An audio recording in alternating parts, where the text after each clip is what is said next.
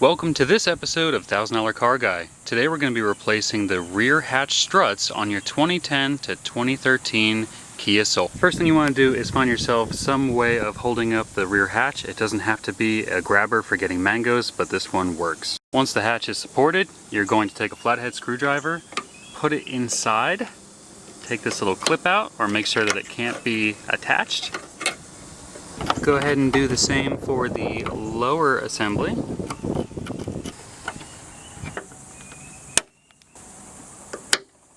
Let's see how difficult this is in real time.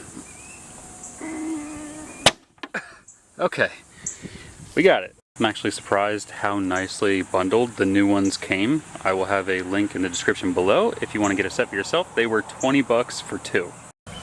This strut was so tight inside this banding that I had to use scissors to open it up.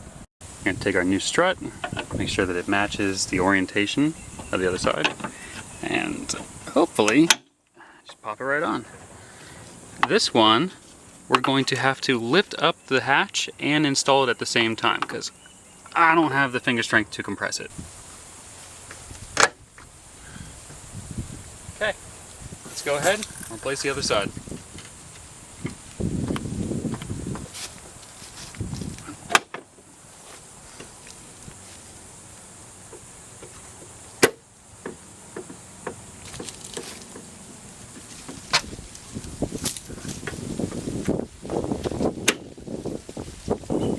Have it. Job all done. If this helped you in the slightest, please give a like, possibly subscribe. Thank you very much. I'll see you in the next episode. Oh, and remember, if you want to get these parts for yourself, I already have an Amazon link to the cheapest set down below.